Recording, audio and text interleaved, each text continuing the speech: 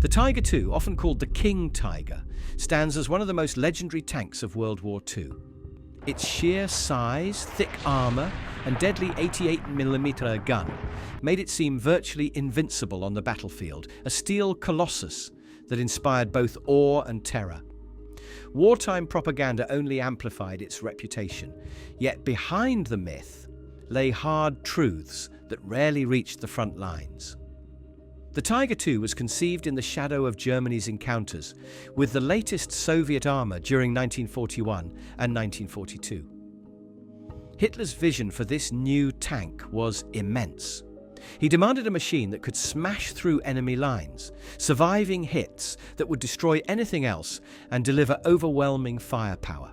Work on the Tiger II began even before the Tiger. I had fully proved itself in combat, a testament to the ambitions and impatience of the German High Command. By early 1943, 3 companies were tasked with bringing this behemoth to life. Henschel and Porsche were responsible for the overall design, while Krupp would craft a turret and gun capable of piercing any Allied armour. Porsche pushed radical innovations, including a mid-mounted engine, rear-positioned turret, and even an experimental gasoline-electric hybrid drive.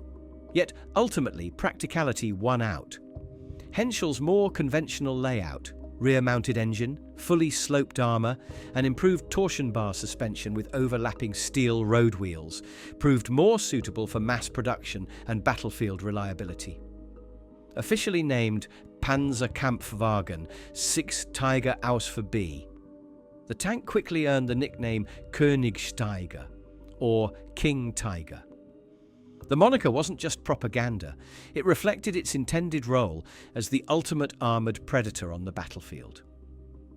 One of the Tiger II's most distinctive design elements was its turret, which underwent multiple revisions. Early tanks, often mistakenly called Porsche turret models, featured a rounded mantelet with sloped sides. While visually sleek, this design concealed a dangerous flaw: a shot trap beneath the curved gun mantelet. Any shell striking the lower curve could ricochet downward, penetrating the thinner roof armour, a vulnerability that German engineers swiftly addressed. By late 1943, production turrets were redesigned with a thicker, flat frontal plate and simplified sides, eliminating the deadly shot trap. Even as the tank's design improved, production woes began to mount. Of the 1,500 Tiger IIs originally ordered, Henschel could only deliver 492. Allied bombing raids in late 1944 devastated their factories, halting production and destroying the capacity to build hundreds more tanks. The war was already turning, yet the King Tiger remained a symbol of Germany's technological ambition and its logistical overreach.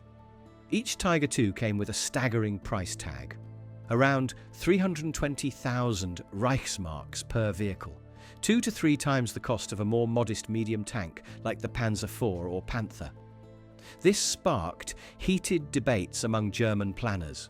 Some argued it would make far more sense to produce larger numbers of reliable, proven medium tanks, rather than funnel vast resources into a handful of super-heavy giants. As the war dragged on, production problems only multiplied. Germany faced acute shortages of critical materials. The Tiger II's massive road wheels, for instance, were made entirely of steel due to the scarcity of rubber, unlike the Tiger I's tyres. High-grade armour alloys became increasingly rare, forcing compromises in plate quality. Shortages weren't limited to metals. Essential subcomponents, final drives, gaskets, even fuel were in short supply. Engineers at Henschel and Krupp proposed constant adjustments to compensate, but the pace of war and resource constraints meant most ideas never left the drawing board. German ambition, meanwhile, knew no bounds. Concepts ranged from a new Maybach HL234 fuel-injected engine capable of 800 horsepower to a 105mm high-velocity gun, and even an experimental infrared night fighting system. None of these upgrades reached production, remaining mere blueprints. A few designs did make it off the line, such as the Jag Tiger, a hulking Tiger II variant introduced in 1944 to 45, with an enormous 128-meter gun mounted in a fixed casemate and armour unmatched by any other vehicle. It became the heaviest armoured fighting machine of the war. Yet, like its predecessor, it suffered from chronic mechanical failures, and only 88 were ever produced, underscoring the diminishing returns of Germany's overstretched wartime industry. On paper, the Tiger II was a nightmare for any Allied tank. At 68.5 tons, it dwarfed the American M4 Sherman and the Soviet T-34. Its imposing dimensions, over 10 meters long, 3.75 meters wide, and 3 meters tall, combined with 150 mm of sloped armor and a long-barreled high-velocity gun with advanced optics, created a weapon capable of annihilating targets at incredible distances. The cannon could penetrate roughly 200 mm of armor at 100 meters, or 132 mm at 2,000 meters, with standard AP rounds, a virtual cheat code on the battlefield, but raw power came at a cost. The Tiger II's immense weight placed enormous strain on the engine, suspension and fuel systems. The Maybach P-30 V12, already used in the 45-ton Panther, struggled to move the 70-ton behemoth with any agility. Its heavy armor slowed it in combat and drained fuel at an alarming rate, limiting its operational endurance. What was intended to be a war-winning tank often became a cumbersome, vulnerable target once logistics and mechanical realities were factored in. The Tiger II was a masterpiece of engineering, a steel leviathan capable of dictating battles in theory. In reality, it was a brutal lesson in the limits of ambition, resource scarcity, and the relentless pressures of total war. On paper, the Tiger II was a behemoth built for dominance, and German engineers claimed it could reach speeds of 38 km/h or 24 meters. In reality, those numbers were wildly optimistic. Experienced commanders quickly learned that pushing the King Tiger past 20 km/h was courting disaster. Every extra kilometre per hour placed immense stress on the engine and drivetrain, leading to breakdowns that were as inevitable as they were costly. By late 1944, the pool of crewmen aware of these limitations had dwindled, and inexperienced operators often overstrained the machine, creating a vicious cycle of mechanical failure that eroded the tank's battlefield effectiveness. Across open fields, even in good terrain, the Tiger II often crawled at 10-15 km/h. Its sluggish acceleration and enormous bulk made maneuvering in tight spaces a nightmare. The tank's double-link track system, intended to simplify production, backfired spectacularly. By engaging every other tooth on the drive sprocket, rather than all of them, the tracks placed enormous additional stress on the final drives, causing frequent breakdowns. Despite its unrivaled frontal armor and devastating 88-mm gun capable of leveling any opposing tank, the Tiger II's own design flaws often outweighed its strengths.